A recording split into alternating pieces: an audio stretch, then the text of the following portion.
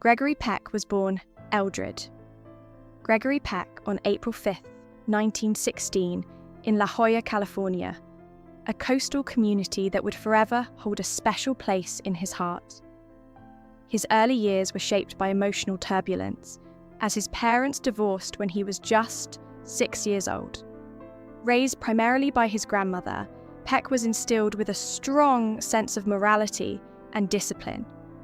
These values would go on to define both his iconic film roles and the man he became in real life. Despite the challenges, Peck excelled in his education, attending Catholic military school and later San Diego State Teachers College. His initial pursuit of medicine at the University of California, Berkeley, took a pivotal turn when he discovered his passion for acting through his involvement in the university's theatre group, setting him on a path to a legendary career.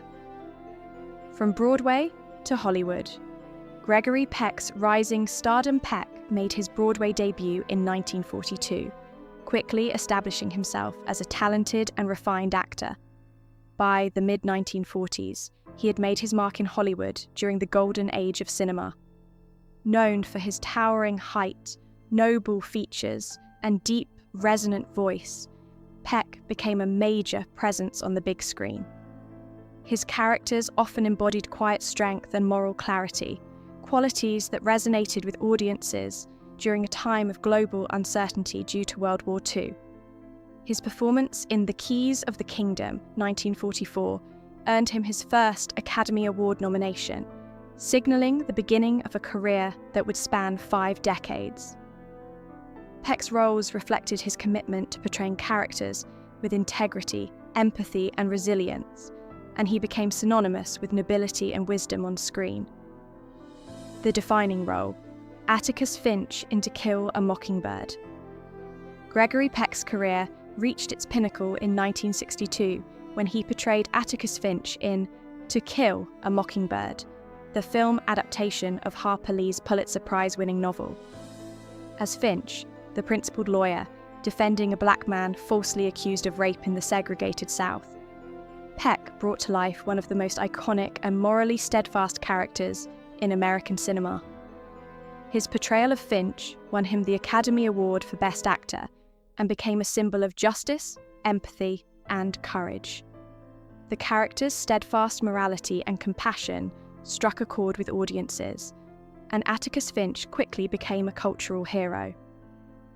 In 2003, the American Film Institute named Finch the greatest movie hero of the 20th century, a testament not only to the character, but also to Peck's powerful, enduring performance. A career of versatility and integrity. Over the course of his illustrious career, Gregory Peck demonstrated remarkable versatility, starring in films across a wide array of genres. From war dramas like 12 O'Clock High, 1949, to romantic classics such as Roman Holiday, 1953, in which he starred alongside Audrey Hepburn, Peck proved his ability to inhabit a wide range of characters. His roles in epic historical dramas, including The Guns of Navarone, 1961, and Captain Horatio Hornblower, 1951, showcased his knack for bringing gravitas to larger-than-life figures. Through it all, Peck maintained a commitment to roles that aligned with his personal values, opting for substance over sensationalism. His performances were more than just acting. They were expressions of a deeply felt humanism that resonated with audiences worldwide. A champion for social justice and humanitarian causes. Beyond his work in film, Gregory Peck was a passionate advocate for civil rights and social justice. He was a close supporter of Dr. Martin Luther King Jr. and a vocal critic of the anti-communist blacklisting during the McCarthy era. Peck's outspokenness on these issues demonstrated his courage and commitment to standing up for what he believed in, even when it was not popular to do so in Hollywood. He used his fame not for self-aggrandizement, but to elevate important causes and defend the dignity of those without a voice. His dedication to these values earned him numerous accolades, including 5 Academy Award nominations for Best Actor, the Jean Hersholt Humanitarian Award in 1968, and the Presidential Medal of Freedom in 1969, recognizing both his artistic contributions and his lifelong commitment to justice. Family life. Gregory Peck's marriage to Greta and their children. In October 1942, Gregory Peck married Greta Kussinen, a Finnish-American woman born in 1911. Their marriage, which took place at the beginning of Peck's Hollywood career, marked a formative chapter in his life. Greta, known for her grounded nature, was a supportive partner as Peck navigated the demands of his burgeoning career. The couple had 3 children together: Jonathan, born in 1944, Stephen in 1946, and Carrie Paul in 1949. Their family dynamic was an integral part of Peck's off-screen life, providing him with both stability and joy.